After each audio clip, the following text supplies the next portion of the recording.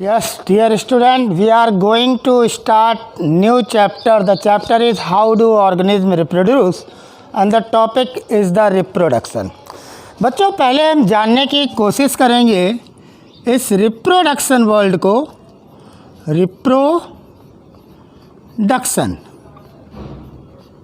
Reproduction का मतलब हो गया the process by which an organism or you can say living organism produce their own kinds. वो process जिसके द्वारा कोई भी लिविंग ऑर्गेनिज्म अपने जैसे ऑर्गेनिज्म को प्रोड्यूस करता है, वो प्रोसेस कहलाती है रिप्रोडक्शन. क्या कहलाती है? Reproduction. The process by which living organism produce their own kinds. Clear हुआ? नाउ अब सवाल उठता है क्या इसका सिग्निफिकेंस है. What is the significance of reproduction. इस रिप्रोडक्शन प्रोसेस का क्या सिग्निफिकेंस है? बच्चों इस रिप्रोडक्शन प्रोसेस के द्वारा ऑर्गेनिज्म अपनी स्पीसीज की कॉन्टिन्यूटी मेंटेन रखता है generation after generation. The first important significance of reproduction to maintain the continuity of species generation after generation. दूसरा इम्पॉर्टेंट करेक्टर. बेटा रिप्रोडक्शन ही एक ऐसी प्रोसेस है जिसमें ऑर्गेनिज्म अपने पेरेंट्स से अपने फेवरेबल करेक्टर्स लेता है और सरवाइव करता है अपने इन्वायरमेंट में. तो आपने सिग्निफिकेंस दो देख लिए. Number one, to maintain the continuity of species generation after generation. Second important point क्या देखा आपने कि जो फेवरेबल्स करेक्टर्स हैं वो ट्रांसफ़र होते हैं from parent to their offspring. This is the significance of reproduction and the process by which living organisms produce their own kinds is called reproduction. Clear हुआ? ना हम बात करेंगे टाइप ऑफ रिप्रोडक्शन की. The next heading is type of reproduction. Types of reproduction. बच्चों जो type of reproduction होगा, there are two type of reproduction. Number one is asexual and the second type is sexual. Reproduction. एक asexual और sexual. बच्चों जो asexual reproduction होता है is a मोनोपेरेंटल. कैसा होता है? मोनोपेरेंटल. क्या मतलब हुआ इसका मतलब ये हुआ कि कोई एक पेरेंट अपनी ही बॉडी से अपने जैसा नया ऑर्गेनिज्म तैयार कर देता है, वो ऑर्गेनिज्म एडल्ट में डेवलप हो जाता है. Means that asexual reproduction is monoparental. But sexual reproduction required two parent. One is male, one is female. So sexual reproduction is biparental. Clear हुआ बच्चों? आगे देखते हैं. जो एसेक्सुअल रिप्रोडक्शन होता है बच्चों, इसमें no gametes formed. No gamete formation. कोई गैमीट्स बनने की ज़रूरत नहीं होती, गैमीट्स बनते ही नहीं है. लेकिन जो सेक्सुअल रिप्रोडक्शन होता है उसमें आप लिखेंगे gametes formation take place. Gamete formation take place. Clear बात हुई? Now the third important point, बहुत इम्पॉर्टेंट, जिसके ऊपर एक बार बोर्ड ने क्वेश्चन भी पूछा. जो एसेक्सुअल रिप्रोडक्शन होता है उसमें जो डॉटर सेल्स बनती हैं, जो ऑफ स्प्रिंग्स होती हैं, वो पेरेंट्स के जैसी मॉर्फोलॉजिकली और जेनेटिकली सिमिलर होती हैं. क्लियर बात हुई? क्योंकि एक सिंगल पेरेंट की बॉडी है. अभी आप देखेंगे जब मैं सेक्सुअल मोड पढ़ाऊंगा, सिंगल पेरेंट की सेल है, उसी सेल से डॉटर सेल्स बन रही हैं. तो जेनेटिकली डॉटर सेल्स और मॉर्फोलॉजिकली ठीक पेरेंट की तरह होती है. क्लियर बात हो गया? तो हम यहाँ पे क्या लिखेंगे कि the offspring are you can say daughter cells are similar to parent in both, किसमें किसमें, बोथ, बाहर से दिखने के लिए मार्फोलॉजिकली, वर्ड क्या यूज किया, एक्सटर्नल के लिए, morphology is the study of external feature, यहाँ वर्ड क्या यूज किया, morphology, means that the offspring which are produce by asexual reproduction is offspring word उनकी डॉटर सेल्स के लिए यूज किया जा रहा है।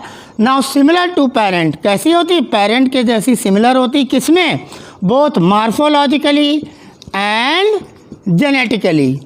अब यहाँ पर मेल पेरेंट अलग, फीमेल पेरेंट अलग, जो इनकी ऑफ स्प्रिंग्स होंगी they are dissimilar to parent, they are dissimilar to parent. So in case of sexual reproduction, the offsprings are dissimilar to parents. Parents के जैसी एग्जैक्ट नहीं होती हैं, लेकिन एसेक्सुअल रिप्रोडक्शन में जो ऑफ स्प्रिंग्स होती हैं वह एग्जैक्ट पेरेंट्स की तरह होती हैं, मॉर्फोलॉजिकली एंड जेनेटिकली। बच्चों एक और इम्पॉर्टेंट यहाँ पर पॉइंट देखिए, वेरिएशन क्या होता है, द डिसिमिलरिटीज, ऐसी dissimilarities, the dissimilarities amongst the organism which are closely related, उनके बीच में सेम स्पीसीज के ऑर्गेनिज्म के बीच में जो वेरिएशन, जो चेंजेस होते हैं, जो डिफरेंसेस होते हैं, वो कहलाते हैं वेरिएशन। और वेरिएशंस ही मदद करते हैं ऑर्गेनिज्म की अपने एनवायरनमेंट में अडॉप्ट करने के लिए।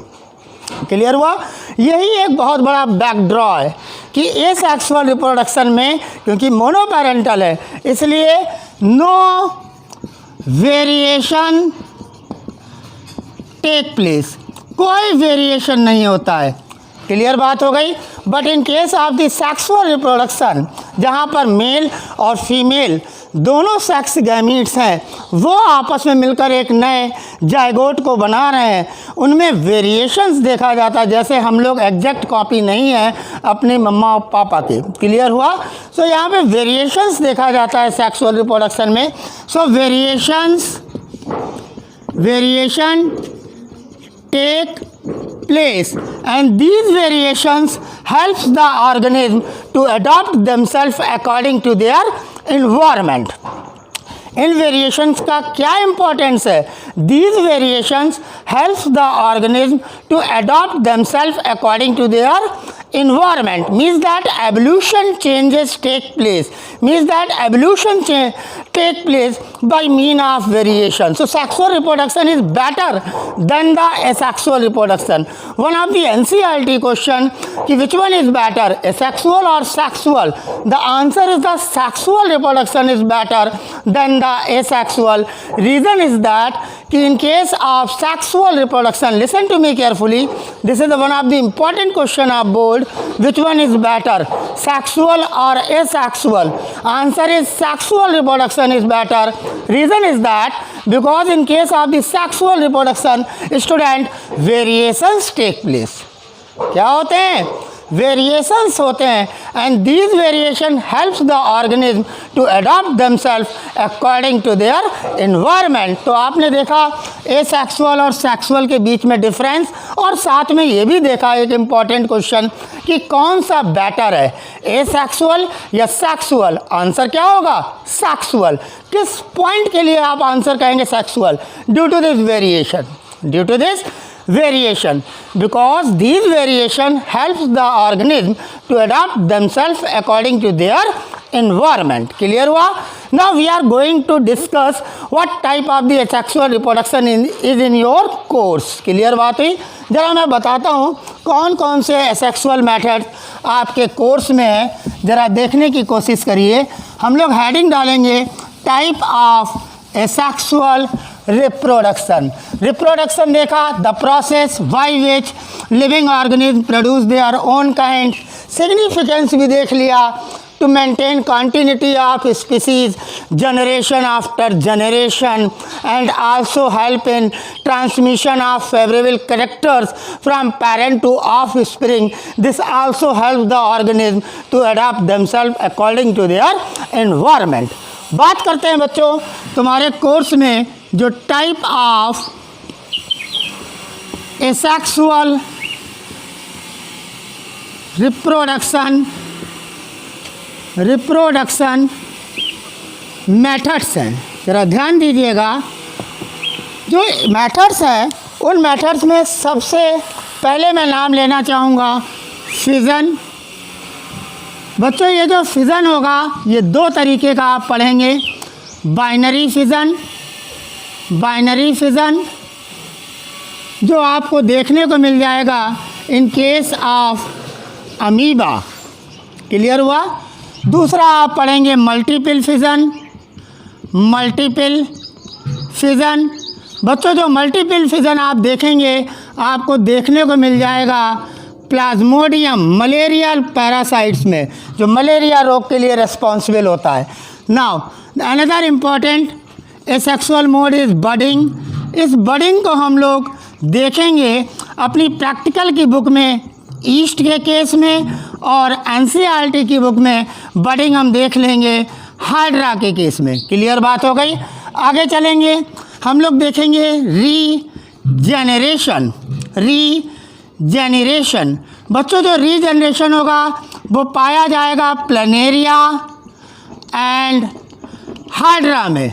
क्लियर हुआ। इसके बाद हम लोग देखेंगे स्पोर फॉर्मेशन मेथड। बेटा जो स्पोर फॉर्मेशन मेथड होगा वो आपको देखने को मिलेगा राइजोपस में। क्लियर बात हुई। आगे देखेंगे हम लोग फ्रेगमेंटेशन। बच्चों जो फ्रेगमेंटेशन मेथड होगा वो एल्गी जैसे यूलोथ्रिक्स हुआ, स्पायरोगायरा हुआ, जिनकी बॉडी फिलामेंटस होगी, उनमें देखने को मिलेगा। आप लिख सकते हैं यूलोथ्रिक्स, या दूसरी एल्गी भी आप लिख सकते हैं स्पायरोगायरा। तो आपने देखा कौन कौन से मेथड है। Fission method, binary fission, multiple fission. Binary fission amoeba में एग्जाम्पल पहले याद करिए 1 मार्क्स के क्वेश्चन के लिए। मल्टीपल फिज़न प्लाज्मोडियम में जो कि एक मलेरियल पैरासाइट है। बडिंग ईस्ट और हाइड्रा में देखने को मिलेगी। रीजनरेशन प्लेनेरिया और हाइड्रा में देखने को मिलेगा। स्पोर फॉर्मेशन राइजोपस में देखने को मिलेगा। फ्रेगमेंटेशन यूलोथ्रिक्स और स्पायरोगायरा में देखने को मिलेगा। तो एक इस टेबल को अपने दिमाग में रखिए। हो सकता है 1 मार्क्स का क्वेश्चन यही पूछ ले कि which one of the organism is reproduce by the budding, और यू कैन से फ्रेगमेंटेशन, और यू कैन से रीजनरेशन, और फिज़न मेथड बाइनरी और multiple fission. Now first I would like to start the fission method. Clear. सबसे पहले हम लोग fission को देखेंगे। फिज़न को देखने के लिए आप ये समझ लीजिए फिज़न का मतलब होता है स्प्लिट। आपने देखा एसेक्सुअल मेथड है, मोनोपेरेंटल होगा, एक पेरेंट सेल होगी, वो स्प्लिट होगी, टूटेगी। जो स्प्लिटिंग होती है वो चीज़ कहलाती है फिज़न। पहले फिज़न वर्ड को समझो, फिर तो ये आसान हो जाएगा, क्योंकि वर्ड से ही पता लगेगा। अगर पेरेंट सेल स्प्लिट हो जाए और 2 डॉटर सेल्स बनाए, 2 डॉटर सेल्स बनाए, तो वो कहलाएगा बाई माने 2, बाइनरी फिज़न। क्योंकि फिज़न माने आप समझ गए हैं स्प्लिट होता है। क्लियर हुआ। और अगर 2 से ज़्यादा डॉटर सेल बनाए तो वो कहलाएगा मल्टीपल फिज़न, जो आपको देखने को मिलेगा प्लाज्मोडियम में। किस में देखने को मिलेगा? प्लाज्मोडियम में। चलिए बात करते हैं सबसे पहले बाइनरी फिज़न की। स्टार्ट करता हूँ binary fission. Now in case of binary fission, जैसा आपको मालूम है सेक्सुअल मेथड है। सबसे पहले आप एक पेरेंट सेल लीजिए। Suppose that this is the amoeba. Within the amoeba this is the nucleus, and this nucleus is surrounded by cytoplasm. Clear बात हुई। ये अमीबा है, अमीबा का ये न्यूक्लियस है। This is the nucleus, this is the cytoplasm. ना बच्चों ये हो गई पेरेंट सेल। ये क्या हो गई? Parent cell. क्योंकि ये सेक्सुअल मेथड कैसा है? मोनोपेरेंटल। तो आपने एक सेल लिया। आज आप बाइनरी फिज़न अमीबा में देख रहे हैं। बच्चों ये अमीबा है, ये फेवरेबल कंडीशन में अपनी बॉडी को इलोंगेट करता है। तो इसके मतलब बाइनरी फिज़न कब होता है? फेवरेबल कंडीशन में। और मल्टीपल फिज़न कब होगा? अनफेवरेबल कंडीशन में। This is the first difference. Side में देखते चलिएगा। Binary fission take place in favourable condition, multiple fission take place in unfavourable condition. Clear हुआ। नाउ बच्चों क्या होगा, सबसे पहले in case of this binary fission is this is elongate,